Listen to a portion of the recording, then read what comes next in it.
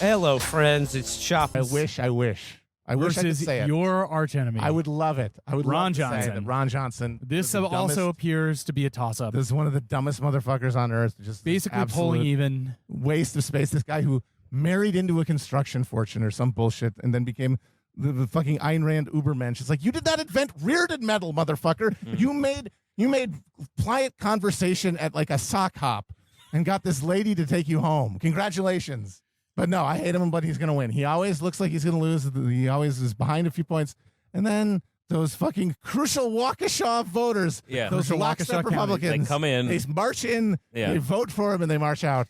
So as much as I'd like to see him get owned, because of my historical disdain for the man, I say he's going to hold on. And especially in Waukesha, he floored it right away. So as soon as Mandela was going to be the nominee, the messaging against Mandela Barnes, the Lieutenant Governor Democrat, as soon as he was going to be the nominee, the messaging became, look at a picture of this guy, look at this picture of a criminal who got free. Defunding police. Yeah, he will he take did- the he police did and that. say there are no more police. So there was this massacre where like, a criminal was fleeing and drove through this they Waukesha tried to parade. turn that into like a BLM terrorist attack. Well, the latest ad is a woman whose like daughter was killed, talking about how the guy was freed from prison too early. Then picture Mandela Barnes, who supports cashless Willie bail. Horton it's the model. It's event at the end. It's the only thing you have when you have nothing else. But it's and not- I think it's the doomsday button for a reason though. Yeah, and they started doing it like he was up, I think 4 or 5 points, and they did that, and now he's down by 1 point, and that is one too where because you see this in New York too.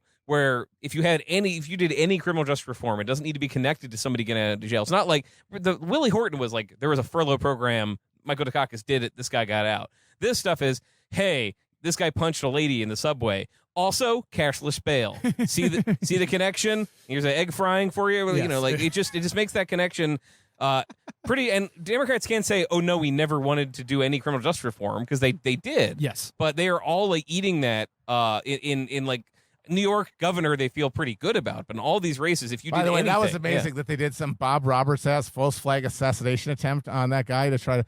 That level of buffoonish Coen Brothers-esque. having the DA scheme, like having the DA turf free him after he like just. They got this drunk guy. He's like Sirhan. They like dosed this drunk guy and pushed him on stage, and he had like a keychain.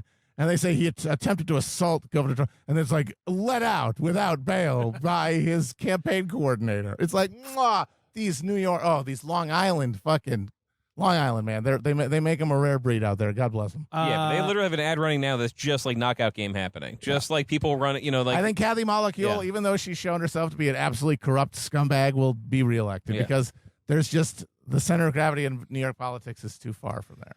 Johnson wins. Yes.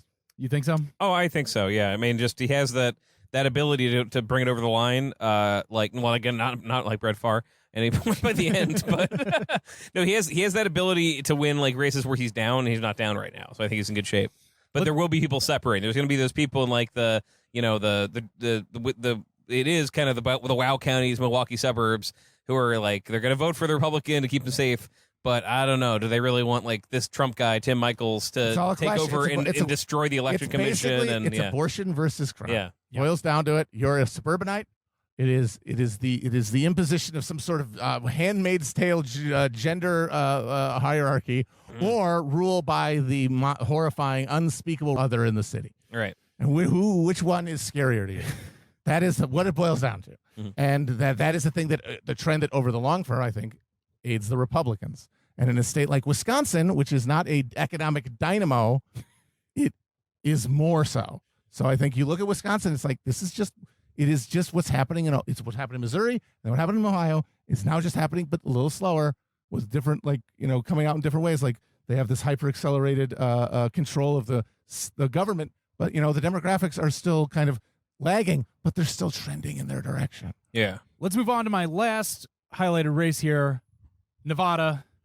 Is that right? Nevada, I believe they say It's Nevada, yeah. just like they say Colorado. Every and time I said it Colorado, on the which is show, I have wild to to clear. me. Nevada. I believe the last time we checked in on this, Catherine Cortez Maestro.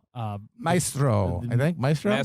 Masto. No R. It looks like there should be, but there It isn't. should be, yes. Yeah. Versus Adam Laxalt. I believe when we checked in on this, it seemed like Ms. Cortez Masto was up at the beginning of this race. Now it's basically dead even again. What is going on in Nevada? Is this seat going to go blue or red? That is the one Republicans they'll feel better about that than they do about Pennsylvania, and it's just the demographics there are moving very specifically in the direction, because you had Obama won that state by a landslide the first time, by a lot the second time. Hillary, but then the margin shrinking. The it's Latinos because, are depolarizing. Yeah, it's because Latinos are getting less polarized, and also the white working class. Because Nevada is a state where it's like Florida. You move there because you can buy a house dirt cheap. You can start working at your buddy's contract. As a contractor, you can start your own business cheap. It is a place that has just lots of people, lots of Obama to Trump voters who fit that profile, and they got real angry because it got murdered during the pandemic, and they look at the whole Republican argument. A lot of states has been, what if we had our own Ron DeSantis who kept the casinos open? People would have died. Yeah. People fucking died anyway. And there was no difference. That's the wild shit. You look at it, it's like, they were doing this like Mask of the Red Death, like fucking like they crossed Jonestown with a fucking Jimmy Buffett concert. Yeah, but a lot of old people died. A lot of old people died everywhere. And people who were like poorer and more ethnically diverse, yes, just like everywhere else. But at least we got to go outside and go to the bar and not be stuck like little fucking rabbits cooped up for no reason. One thing I will say about this race, Laxalt seems unable to raise any money. An audio obtained by the Daily Beast from a July luncheon with the Southern Hills Republican women, Laxalt, amid the sounds of clinking cutlery, said, quote, "The Democrats have unlimited money. They have unlimited money. You think we have it bad here? She has $10 million to spend. We have $2 million. Money. She's on TV now because she has the money and we don't. The Dems are caked up.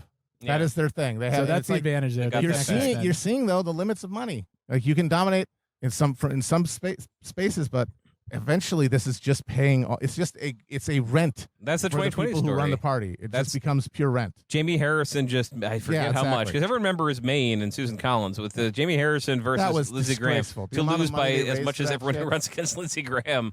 That is just paying off the fucking party structure. Yeah, and Republicans did better at the start of the cycle, but as soon as Dobbs hit, like all this stuff, and the denial that Dobbs is going to change as much as it did is weird. I remember right at one point, the first one got leaked, and Democrats didn't know what to do about Republicans. I thought it was I at the time was saying like it's at the moment before there's an actual decision, it's like pretty good for Republicans because we don't know what's going on. They're talking about who leaked it, but as soon as it was real, like then they didn't adjust at all. They just were like, wait, we can keep saying they're very much on the back foot. Yeah, and they're starting to learn a couple of tactics that might work. I mean, the 15-week ban, if you in a vacuum, that's kind of popular, but the way it's hit every race, I don't want to go back into a tangent, but like the way it hit every race is every Democrat just hit that, opened up Act Blue, started looking up which candidate. They listened to Crooked podcast.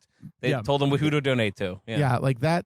That is to me part of the McConnell putsch, the McConnell, the McConnell counter guerrilla, like the July plotters of the Republican Party, because like Lindsey Graham, on behalf of McConnell, I think put this thing out there to keep abortion in the fucking headlines to the end of the election, to cut down the margins of the Republicans here.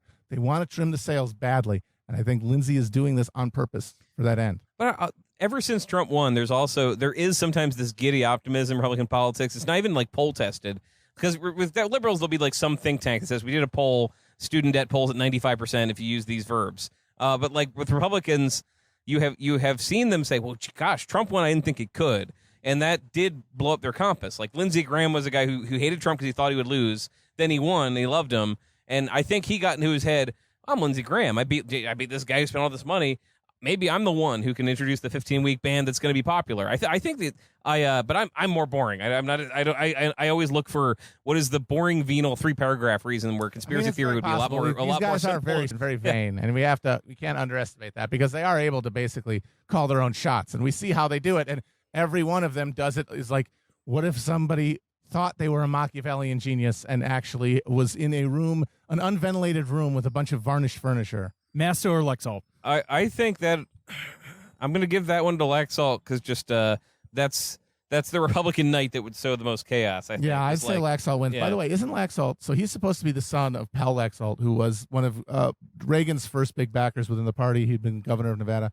But he's the actual son of like a Democratic senator. No, from Pete New Domenici, Mexico? different Republican. Oh, From a Domenici. Okay, so it is a different. But his dad, his birth dad was a different Republican governor. Yeah, he's like Liv Tyler was raised by was actually raised by Todd Rundgren. Todd Rundgren, but then got back together with Steven Tyler. He's like that, Yes. but for senators. That's wild. That is wild. All right, well, let's go back then to the top. We've just run through all of these. It looks basically how I outlined it at the beginning. Dems possible, probable pickups in Arizona and Pennsylvania. No, that's one pickup, but the Arizona is a hold. One pickup and a hold. Seems like they're going to lose in Ohio. Tough to call, but seems like all we're saying Georgia, Nevada, and Wisconsin all go red. I say that. I don't think that Dave does. I think I would say Nevada goes red, Georgia stays blue.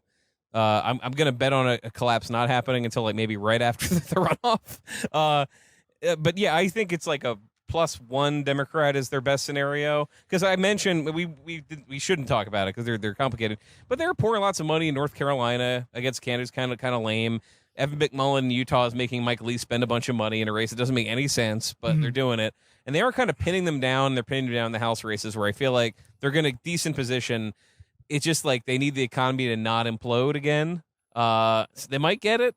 The economy has imploded. It can implode at any time. I'm trying to think like when the last like big panics happened. Like 2008. I mean, everyone forgets. Like McCain was polling really close to Obama, enough where the Onion had like a headline ready to go.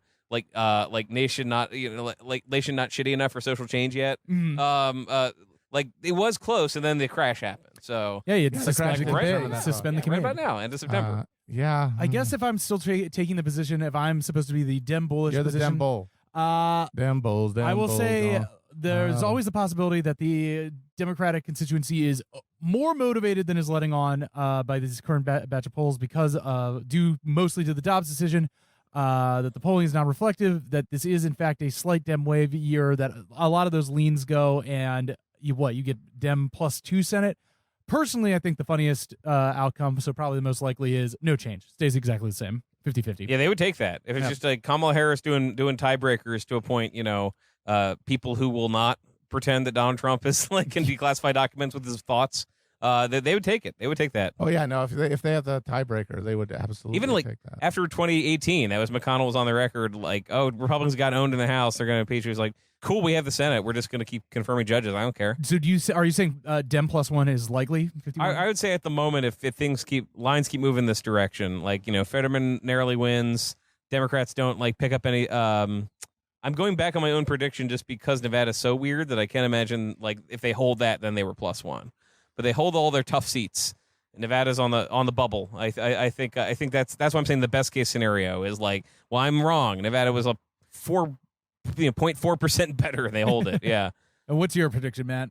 I think I'm trying to figure how it works out, but I think they win. They win Arizona and Pennsylvania, but I think they lose the rest of them. And what would that be? Republican +2? That'd be +2. Yeah. Okay, I would put that because to me, what I see in the last few elections, I see the same thing play out. Like as I'm observing them, as they rise into a thing. Like as I experience these elections, what you see is these Democratic panic among Democrats that we're going to lose. Then there is this swelling that is powered more than anything by our collective desire to keep this interesting. Mm-hmm. What it does is it makes people who are more likely to make and consume in high quantities media more engaged with it. You know what I mean? And more politicized in their lives, more likely to politicize their communications. And it gives us a sense of one state of mind that is just more concentrated than it is among the ambient midterm voter, who is still less connected, less wired in their social personal lives, just because they weren't born into the same technological media matrix. Yeah. And so then you see this like wave of like, oh, the Democrats are actually going to do pretty good. And then there's this narrative that builds up, and it's built up because it makes a lot of money for the Democratic Party. Mm-hmm. And it's something that people who are engaged in Democratic or in media want to hear, because it's a dramatic narrative. It's not just saying, yeah, the fundamentals favor the Republicans over and over for 6 months. Yeah. And then you see it, and then you have one view of it, and then the election happens. It's like, oh, all of this was fucking fairy dust. Everything. Although, we're going to beat Lindsey Graham. Are you fucking crazy? Yeah. And, I mean, and 2020 was like that. Behind Biden, his entire curtail, all of his coattails collapsed behind him. And then he barely basically won in these crucial, rich suburbs that are not committed to being Democrats. He was doing better when does anyone else notice this? Like when he had COVID, this is when the Brandon comeback happened. Yeah, right after he had COVID. Because his name's Biden. I can call him that occasionally. But when he's feeling good. So hard not to. When he's feeling good, he goes out and gives speeches and they don't go well. People don't listen to what's in them. Or, I mean, the only thing people remember about his democracy speech is like the red lights, herp to derp, like, which is ridiculous, like Occupy Democrats level, like criticism of something. But I've heard all these Republicans say, remember that speech, the red lights? And the crowd's like, it doesn't go through. So him as an avatar for the party doesn't help them. I actually think when he gets ill and people don't know what's happened to him, and also Harris, it is weird that there's a vice president and the president's sick. It's like, well, no one's in charge for a while, guys. I've heard that from, the few liberal relatives that I talk to who are my main lines is that they like him when he's on the ropes.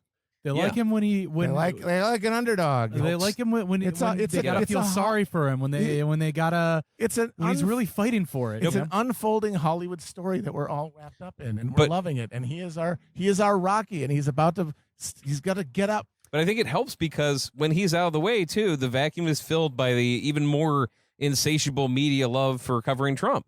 Just everything he does that he has covered. And at this point, Trump, I'd say, is a millstone. Yeah. He's bad for the Republicans. No, they do not. I mean, when I was in New Hampshire, that was some people I was talking to were Republicans going door to door, and they were really annoyed because they kept trying to go to this guy who was a Republican 10 years ago, and he said he just wouldn't have the conversation because he hates Trump so much. I'm like, yes, that's weird. It is weird that a former president is around and people still hate that he's around and what he stands for. They're afraid of him come back. You could have fixed it. You didn't. And when he is covering the sun and getting all of the news cycles to himself, awful for Republicans. When I think it's when Biden is in front of cameras, awful for Democrats. That is a dynamic, and so Biden will do more stuff, but I think Trump will also do more stuff that's like dumb and unhelpful, and it really does get in their way. It's the irresistible force of the immovable object. But I mean, we saw with 2016, people do think that Trump is ridiculous, but they don't have any. It's not like they have any other faith in the Democrats. And Hillary was able to embody all these awful things that Trump looked to a lot of people like at least an interesting change of pace. And then he became branded with the Republican Party at large, and that was bad. And that has been they're mutually drawing each other down. Yeah. And the most unpopular thing the government, capital T, capital G did was Dobbs. He did that. Not there. Even though he would not have. This is another thing where they can't really coordinate. If you really put Trump in charge of the party, like a good Führer should be, he would have been like, are you crazy? Why would you do that? This is just fucking things up. And you have a good thing going here. That is the thing. There's enough people for whom politics, I think, is mostly a distraction, mostly a cultural cultural marker for themselves. Your average person, so there's going to be tons of people who they live in King County, or they live in LA County, or they live in upstate New York, and they're paying a lot more, and their energy bill is up, and it's harder to buy a house. But that Trump, and they're going to come out and vote for Democrats, and that is what keeps this on the balance. Not because Democrats are going to do anything great in the next 2 months. Well, any final thoughts? I think we are all just in. I think all of this gathers towards a point where either they have to take him off the board, Trump off the board, which might happen. They might be doing it right now. They might be actually, I don't know at this point. Question of their capacity and their recognition of him as a threat. But if that doesn't happen, if they don't get him off the board, I don't know how he doesn't become president in 2024. Mm-hmm. It's there is going to be a significant economic contraction in the next 3 years. How is that going to be metabolized by a fucking political structure that cannot do anything about anything? Mm-hmm. No, there's going to be round 12 of maybe a third party can save us. There's going to be round 12 of maybe the president can't run again. But if someone's I'll throw this out there. The alternative to this? If the third party people actually do put a fucking rock campaign together, because people make fun of the third way people for saying this party you're describing, it exists. It's the Democrats, and it's yeah, you're right. But the Democrats are, as a brand, totally dog shit. They all of those things render them incapable of assembling a majority. But their underlying idea of a basic gender and social peace, a basic one of those, and some semblance of a gesture towards a welfare state government. How about we agree to that? But without the Rock. branding, Right, exactly. With the Rock but with the only thing that the Democrats have in their favor, which is celebrities, which is mainstream media, which is all of our big cultural totems that are associated subconsciously with the Democratic political position, which is why the Republicans are so crazy all the time and doing the CRT witch hunts and shit, is because they're really mad about what's on TV, what's on streaming, because they can't control that.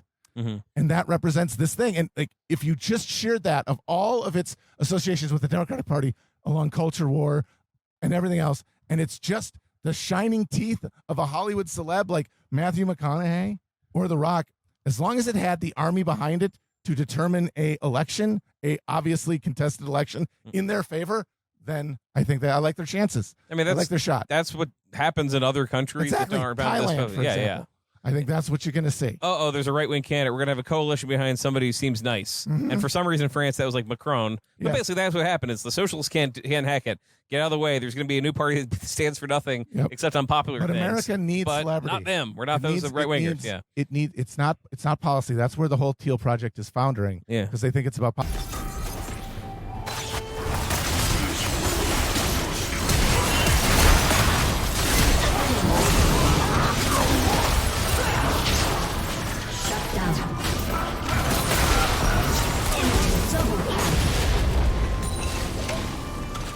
Your team has destroyed an inhibitor. Your inhibitor is respawning soon.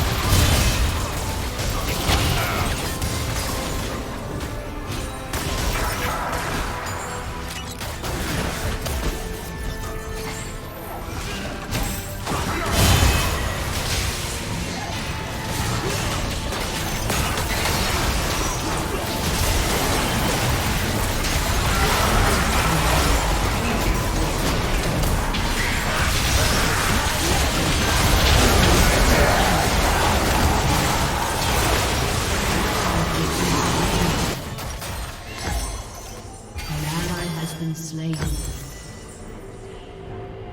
Enemy double kill. Ace. Your inhibitor has been destroyed.